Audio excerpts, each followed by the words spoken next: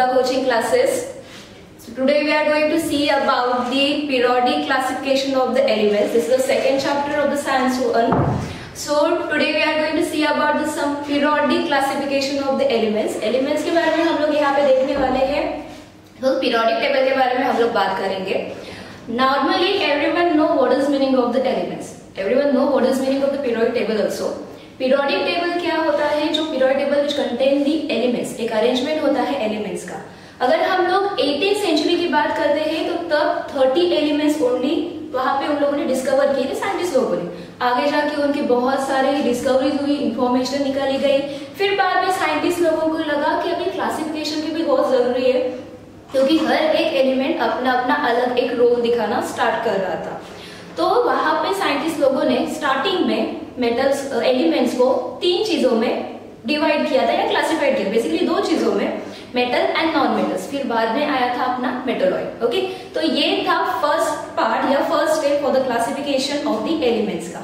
आगे जाके बहुत सारे साइंटिस्ट लोगों ने अलग अलग डिस्कवरीज की, अलग अलग चीजों को उन लोगों ने ऑब्जर्व किया. फिर बाद में अलग अलग क्लासिफिकेशन के मेथड आए. हम लोग आज यहाँ पे 3 मेथड देखने वाले, 3 थ्योरीज देखने वाले फॉर द क्लासिफिकेशन के लिए.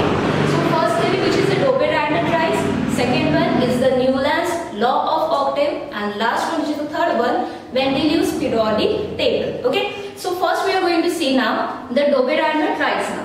So Dobbe-Randall trials में Dobbe-Randall नाम का जो साइंटिस्ट था, उस साइंटिस्ट ने एक नॉर्मल थियरी को यहाँ पे प्रेजेंट किया या बोला. उसने ये बोला था कि जो भी प्रॉपर्टीज होती है एलिमेंट्स की that are related with the atomic masses only. Okay, atomic masses को उसने वहां पे क्या किया था, कंसिडर किया था. तो उसने क्या किया, आगे जाके उसने एक ट्राइड बनाया. Triad which is the group, 3 element का ग्रुप बनाया. ये 3 एलिमेंट ऐसे एलिमेंट लिए उसने which are showing a similar chemical properties, और उन लोगों को इस तरीके से अरेंज किया कि वो इंक्रीजिंग ऑर्डर में है. ओके, सो यहाँ पे उसने क्या बोला था, जो ये ट्राइड है, इस ट्राइड में जो फर्स्ट वाला एंड थर्ड वाला जो एलिमेंट है, अगर मैंने इसका मीन निकाला, उनके एटॉमिक मासेस का अगर मैंने मीन निकाला, so whatever the value I am getting, that value is equal to the atomic mass of the second element. ये थ्योरी नॉर्मली चली, बहुत चली, बट आगे जाके उसमें भी लिमिटेशंस आने लगे. ओके, तो हर एक एलिमेंट्स, हर एक ग्रुप ये फॉलो नहीं कर पा रहा था.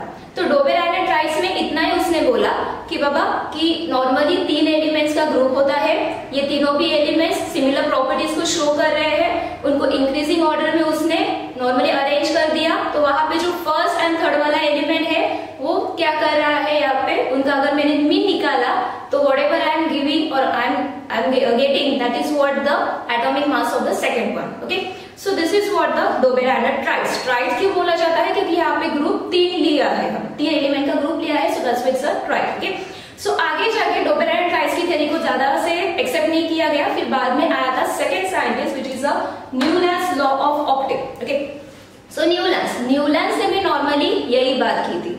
न्यूलैंड्स का भी यही मानना था कि properties of the elements are related to the atomic masses. Consider वही किया, पर उसने एक अलग कंसेप्ट बोला था. बेसिकली ये न्यूलैंड का जो थ्योरी आया था इज अबाउट द 1866 में ये थ्योरी आया था. उस टाइम में उसने क्या किया, व्हाटएवर द एलिमेंट्स, उस टाइम पे जो भी प्रेजेंट थे या जो भी डिस्कवरी हुई थी एलिमेंट्स की, उन एलिमेंट को उसने इंक्रीजिंग ऑर्डर में एक टेबल के फॉर्म में रख दिया या अरेंज कर दिया. ओके, सो उसने स्टार्टिंग किया था लाइटेस्ट एलिमेंट से विच इज द हाइड्रोजन, और एंड किया था थोरियम से. ओके, सो वहां पे उसने एक चीज को ऑब्जर्व किया कि जो फर्स्ट वाला एलिमेंट है और 8 वाला एलिमेंट है, both elements are showing a similar properties over there. कुछ तो सिमिलैरिटीज उसमें की जा रही है, कुछ तो सिमिलैरिटीज उसमें क्या हो रही है, दिखाई जा रही है. तो उसने क्या किया, नॉर्मली ये जो 8 वाला जो पैटर्न था उसने म्यूजिकल ऑक्टेव्स लिए. तो म्यूजिकल ऑक्टेव्स उसने कौन से लिए, dough re mi fa so la ti. This is what the sa re ग म प ध नी सा. ओके, सो ये था नॉर्मली उसका ऑक्टेव का पैटर्न. तो उसने जो भी एलिमेंट्स को अरेंज किया, ये 7 वाले जो अपने ऑक्टेव्स थे, उस ऑक्टेव्स में उसने उसको अरेंज कर दिया. ओके, सो अरेंजमेंट में उसने हर एक ग्रुप में means dough re mi fa so la T, ये हर एक एलिमेंट ग्रुप में हर एक एलिमेंट को उसने क्या किया था, डाल दिया था. ओके, सो नॉर्मली आगे जाके न्यूलैंड्स ने ये जो बताया, जो भी थ्योरी बताया, that is what the law of the Octave. But इस थियरी में बहुत सारे लिमिटेशंस आने स्टार्ट हो गए। नॉर्मली ये थियरी अगर हम लोगों ने उसका चार्ट देखा, अगर देखा कि न्यूलैंड ने किस तरीके से अरेंजमेंट किए, तो वहां पे कैल्शियम तक ये थियरी फॉलो की जा रही थी, बट आगे जाके कोई भी एलिमेंट वो पैटर्न फॉलो नहीं कर रहा था। ओके, सो नॉर्मली आगे जाके देखा, नॉर्मली यहाँ पे लिमिटेशंस आने लगे, मेरिट्स और डीमेरिट्स ये दोनों भी बातें आने लगी। अगर डीमेरिट्स की हम लोग बात करते हैं तो न्यूलैंड का सबसे बड़ा डीमेरिट्स ये था कि उसने कुछ एलिमेंट्स को अलग जगह पे रखा था। Just like I am taking example, cobalt और nickel, normally this are the what a metal, but ये मेटल को उसने हैलोजन के ग्रुप में डाल दिया था, विच इज अ डो में डाल दिया था, डो ग्रुप में डाल दिया था। ओके, सो बाद में जो था अपना आयन विच इज Fe, ये है अपना मेटल, उसको उसने लास्ट वाले विच इज अ T वाले जो अपना ग्रुप है उस ग्रुप में डाल दिया था, which contain the non metals. Okay, so this is what the some kind of the limitation, this is what the some kind of the demerits of the Newlands theory. Okay, so यहाँ पे Newland का theory खत्म हो गया था, वो आगे जाके बहुत इंट्रोड्यूस नहीं हुआ, ना एप्लीकेबल भी नहीं हुआ। ओके, सो नेक्स्ट वाला साइंटिस्ट आया था अपना थर्ड वाला scientist which is Mendeleev's periodic table. Okay, so Mendeleev's नाम का जो डिमित्री मेंडेलीव नाम का ये जो साइंटिस्ट था, उसने जो भी थियरी यहाँ पे रिप्रेजेंट की थी, वो थियरी बहुत इंपॉर्टेंट हुई for the classification of the periodic table के लिए। ओके, एक पीरियोडिक टेबल को फॉर्म करना, ये पार्ट स्टार्ट किया था मेंडेलियव्स ने ही। मेंडेलियव्स ने वही कंसेप्ट किया था, the properties of the elements are related to the atomic masses. उसने उसी तरीके से अरेंज किया एलिमेंट्स को into the group, into the one kind of the table. Okay, increasing order ही लिया था उसने, इंक्रीजिंग ऑर्डर से स्टार्ट किया एटॉमिक एलिमेंट्स को वन बाय वन, और फिर बाद में उसने as advance as a standard उसने अलग अलग प्रॉपर्टीज को भी वहां पे कंसिडर किया। Just like he considered the physical and chemical properties of the elements also for the forming a table. Okay, तो फिजिकल और केमिकल प्रॉपर्टीज कौन सी ली उसने? बॉइलिंग पॉइंट लिया, मेल्टिंग पॉइंट लिया, जो हाइड्राइड्स होता है, ऑक्साइड्स होता है, उसके जो फॉर्मूलाज होते हैं, उसके जो स्ट्रक्चर्स होते हैं, वो भी उसने वहां पे क्या कि कंसिडर कर दिए।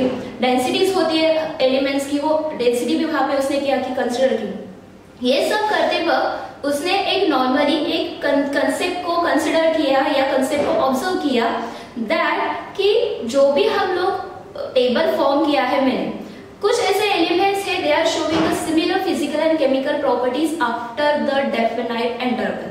ये उसका मानना था। उसका मानना ये था कि जो भी एलिमेंट्स है, जो भी मैंने टेबल फॉर्म किया है, उस टेबल में कुछ ऐसे एलिमेंट्स है, they are showing what a similar physical and chemical properties after the some definite interval. Okay, so ये कंसीडर करके उसने लॉ बोला पीरियोडिक टेबल का, उसने लॉ बोला था that properties of the elements are the periodic function of their atomic masses।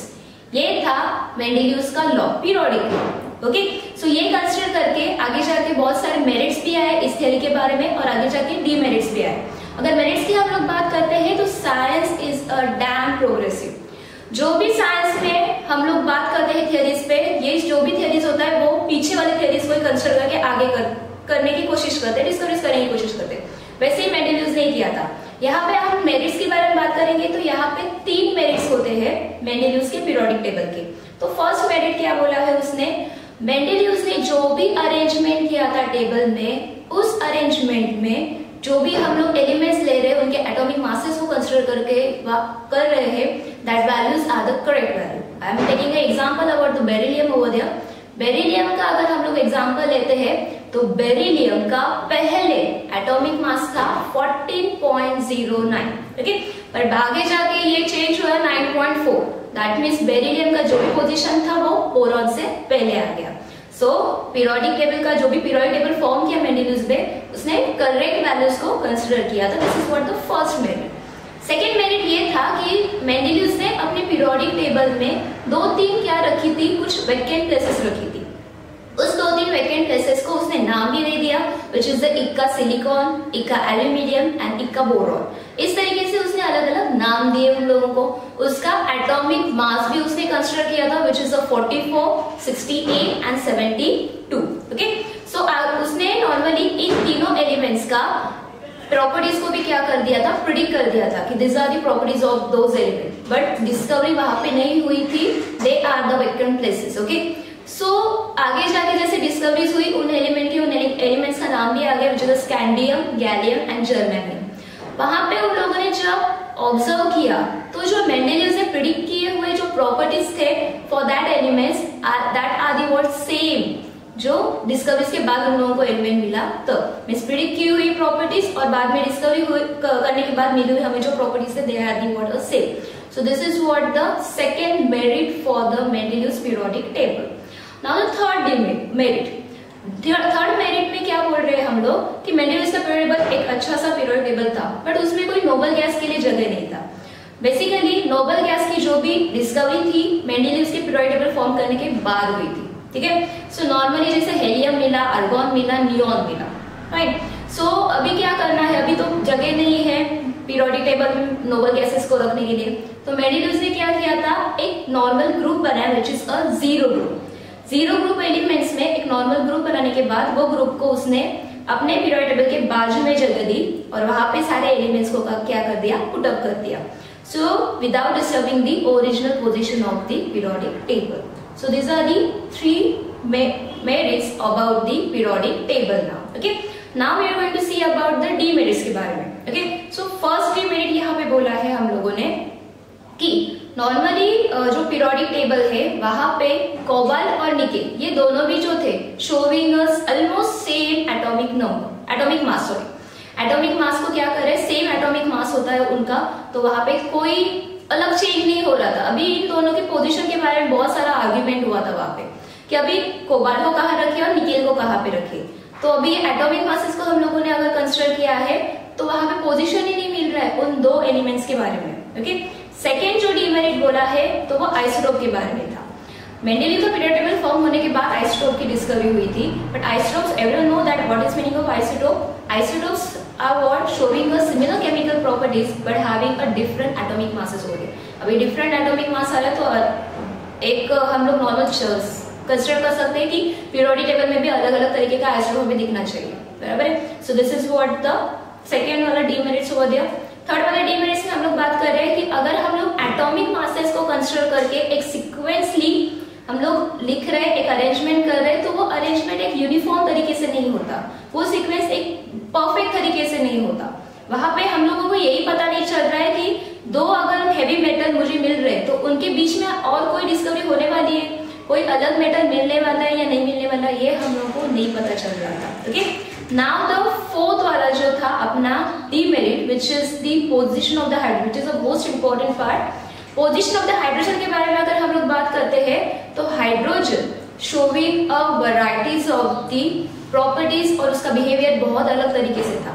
अगर हम लोग नॉर्मली हाइड्रोजन की बात करते हैं तो हाइड्रोजन दो चीजों पे प्रॉपर्टीज को सेम शो कर रहा है. फर्स्ट ग्रुप वन के जो मेटल होते हैं उसी तरीके की properties, chemical properties, physical properties hydrogen show कर रहा है. और जो हाइड्रोजन का ग्रुप होता है उनके तरीके से ही उसका फॉर्मूला भी होता है, just like Cl2, Br2, I2. सो हम लोग H2 कंसिडर करते हैं. ठीक है. सो वहां पे यही नहीं समझ में आ रहा था कि हम लोग हाइड्रोजन को ग्रुप 1 में रखें या हाइड्रोजन के ग्रुप में रखें. So this is what the some kind of the argument over there. यहाँ पे कुछ समझ में नहीं आने वाली चीज है. So this is what the fourth demerits over there. ठीक है. So normal this is what the part about the periodic classification of the elements के बारे में. This is the basic part. These are the three theories. Okay.